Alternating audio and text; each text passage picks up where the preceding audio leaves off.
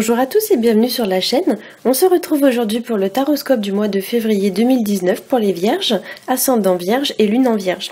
Ceci est un tirage général, donc il est possible qu'il ne résonne pas à 100% avec votre situation. Si c'est le cas, je vous invite à regarder le taroscope de votre signe ascendant et celui de votre signe lunaire afin d'avoir plus d'informations. Si vous ne connaissez pas votre signe ascendant ou votre signe lunaire, j'ai placé en barre d'infos des liens qui vont vous permettre de les calculer.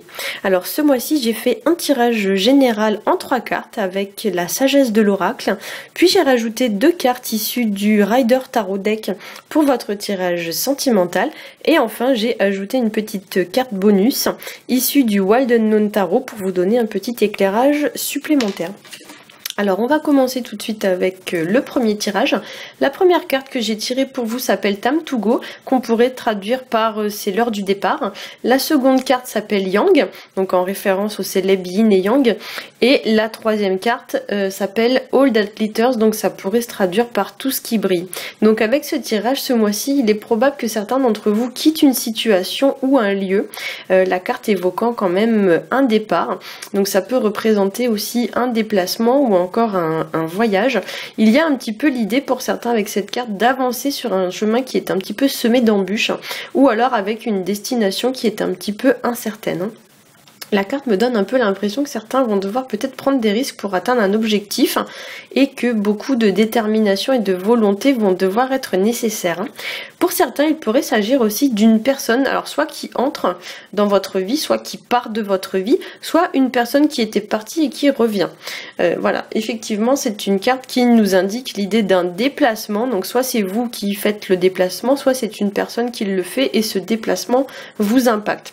Alors ça peut être un déplacement physique, mais bien sûr ça peut être un déplacement un petit peu psychologique, dans le sens où peut-être que certains vont prendre du recul, prendre de la distance vis-à-vis d'une situation avec cette carte. Avec la seconde carte, il pourrait tout à fait s'agir d'un homme, puisque dans le yin et le yang représente la partie masculine.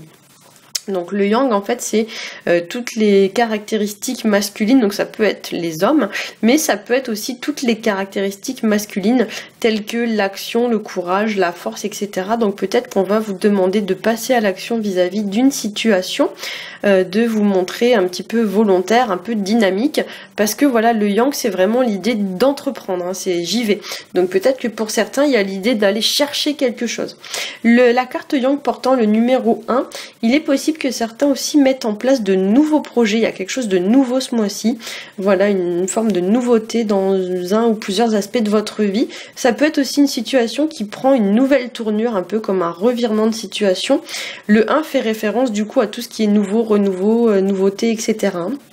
La troisième carte, elle va nous évoquer une forme de cadeau, une forme de rémunération ou une forme de promotion, puisque c'est une carte qui va représenter une forme d'ascension et de croissance, soit matérielle, soit un petit peu plus psychologique, mais il y a l'idée quand même de quelque chose qui se développe, quelque chose qui s'améliore, ou alors d'une situation qui finit par porter un peu ses fruits. Hein. Attention quand même avec cette carte, parce que dans les mauvais aspects de la carte, en fait, les masques font référence à une personne un petit peu qui cache des choses, ou une personne qui dit pas les choses clairement, une personne peut-être même qui agit de façon un peu malhonnête, puisque les masques représentent les comédiens, des gens qui jouent un peu un rôle. Alors peut-être que ici c'est vous qui allez avoir à démasquer une personne ce mois-ci. Si c'est pas vous, alors soit c'est vous qui démasquez quelqu'un, soit c'est vous en fait qui masquez quelque chose à quelqu'un qui n'êtes pas tout à fait sincère à 100%. Donc effectivement là il y a un petit peu l'idée qu'on va vous demander de vous dévoiler, de vous exposer davantage, de sortir de votre zone de confort, comme si vous alliez un petit peu devoir vous mettre en danger ce mois-ci et exposer les choses telles qu'elles sont sans chercher à dissimuler quoi que ce soit. Hein. Souvent on fait ça par peur ou par pur ego, mais il y a un petit peu l'idée de se montrer vraiment, on va dire, au naturel, donc ne pas dissimuler la vérité, etc., etc. La troisième carte, c'est aussi une carte qui va vous mettre en garde contre tout ce qui pourrait être trop beau pour être vrai, donc ça va vous inviter d'une certaine façon à vous montrer clairvoyant. Cette carte peut aussi nous parler de se détacher de tout ce qui va être matériel, superficiel. La carte donne en effet l'impression que peut-être une personne, alors soit c'est vous, soit c'est quelqu'un d'autre, mais il y a un peu l'idée d'une personne qui accorde un peu trop d'importance aux belles choses, à l'argent, à tout ce qui brille, et qui du coup ne se concentre pas sur ce qui est vraiment essentiel. Alors au niveau du tirage sentimental, donc j'ai tiré pour vous la carte du jugement accompagnée de la carte de l'empereur. Hop, je vais les mettre comme ça.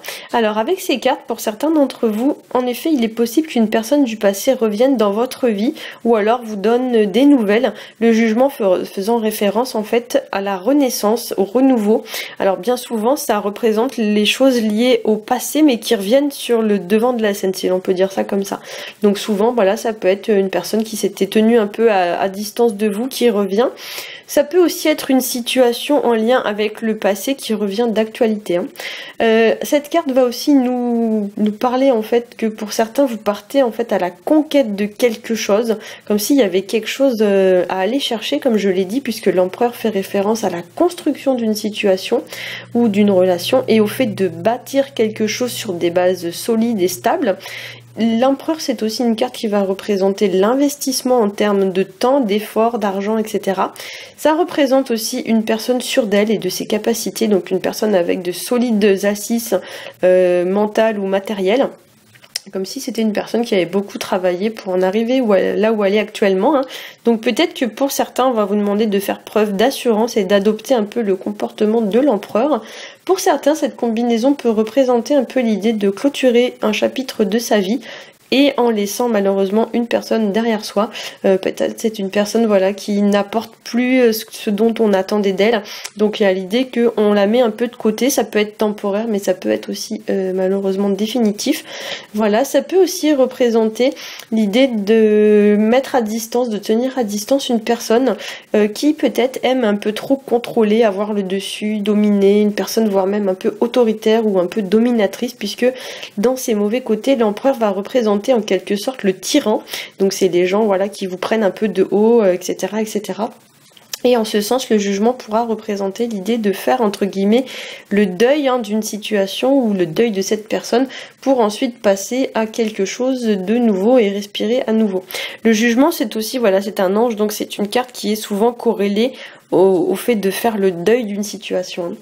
Pour certains aussi, avec ces cartes, vous pourriez rencontrer quelqu'un de nouveau ou bien recevoir des nouvelles, des informations ou tout autre type de communication ou de choses pouvant être portées à votre connaissance, puisque le jugement c'est une carte vraiment de communication. On le voit bien ici sur la carte, il y a l'idée qu'une nouvelle, une information, quelque chose se porte à votre connaissance. Alors au niveau de la carte bonus, j'ai tiré pour vous la carte du hiérophante qui représente en fait la carte du pape. Alors je vais essayer de faire un petit zoom. Alors hop, voilà.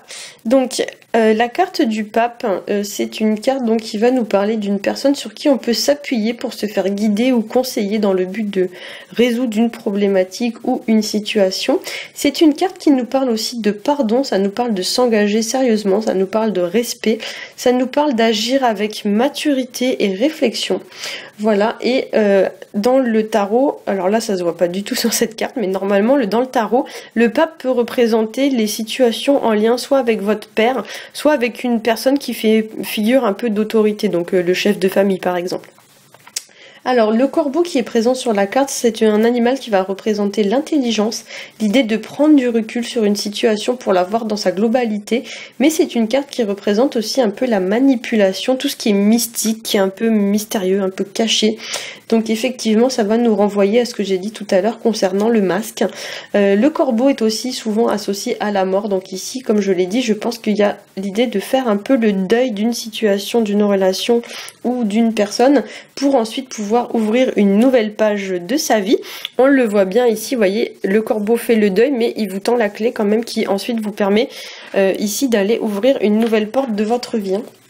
À noter quand même que dans les oracles divers et variés, on va dire ça comme ça, bien souvent les oiseaux représentent la communication, et ici avec le petit éclair qui passe au niveau du corbeau, il y a un peu l'idée d'une révélation ou quelque chose un peu soudain, un peu surprenant, un peu qui arrive comme ça, comme un cheveu sur la soupe, quelque chose on va dire d'assez inattendu en termes de communication.